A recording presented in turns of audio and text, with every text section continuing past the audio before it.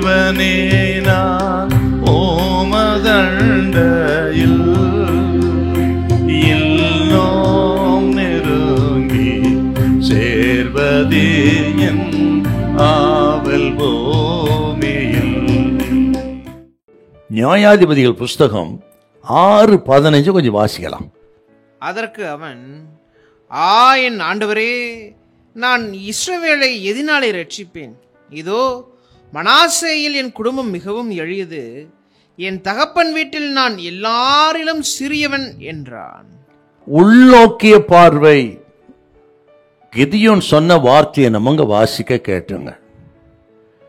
என் தகப்பன் வீட்டில் நான் மிகவும் சிறியவன் அப்படின்னு தன்னுடைய உள்ளான நிலைமையை அறிந்து கிதியோன் சொன்ன வார்த்தை. இது அப்படியே மனசுல வைங்க. உள்நோக்கிய பார்வை அப்படின்னா நம்முடைய சுய பரிசோதனையை குறிக்கிறது. நம் இருதயத்தை அலசி ஆராய்ந்து பார்க்கக்கூடிய சோதனையாகிய அந்த சுய பரிசோதனை குறிக்கிறது. ஒவ்வொரு கர்த்தருடைய பிள்ளைகளும் இந்த சுய பரிசோதனைக்கு உட்படணும். தினந்தோறும் ஆண்டவர் உணர்த்தும் பொழுதெல்லாம் இந்த சுய பரிசோதனை நமக்கு வேணுங்க. நம் இருதயத்தை அலசி ஆராய்ந்து பார்க்கக்கூடிய இந்த பரிசோதனை ஆவிக்குரிய வாழ்க்கையில மிக மிக முக்கியமானது நமக்கு.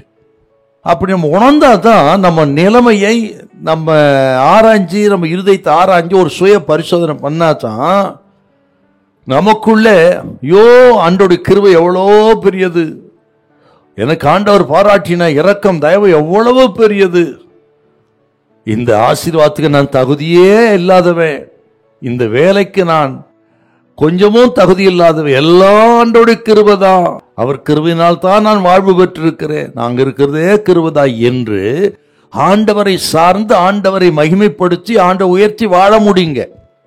இந்த சுய பரிசோதனை இருந்தா தான். அது இல்லைன்னா என் படிப்பு என்ன, என் குடும்பம் என்ன, பேக்ரவுண்ட் என்ன என்று பணம், படிப்பு, அந்தஸ்து, குடும்ப பின்னணியே பெருசா பேசிட்டு இருப்போம். அப்படி பேசி விழுந்தவங்க தான் நிறைய பேருங்க. இன்றைக்கு ஒரு ஆவிக்குரிய பரிசோதனை நமக்கு வேணும். இப்போ நம்ம ஆராய்ச்சி பார்க்கணும். பாருங்க, கிதியோன் தன் குடும்பத்தை தன் ஆராய்ச்சி பார்த்து தான் அப்படி சொல்றாருங்க.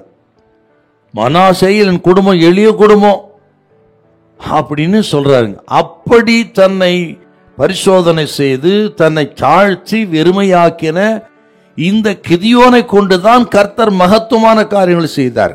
ஆண்டவர் நம்மை கொண்டு மகத்துவமான காரியங்களை செய்து நம்மை பராக்கிரமசாலிகளா மாத்தணும்னா இந்த சுய பரிசோதனை நமக்கு வேணுங்க. நம்ம படிப்பு, சாமர்த்தியம், அனுபவம், பின்னணி இதெல்லாம் ஒண்ணு இல்லை, எல்லாம் கர்த்தர்ன்ற நிலைமைக்கு வந்துட்டீங்கன்னா உங்களை கொண்டு கர்த்தர் செய்கிற பயங்கரமா இருக்கும்.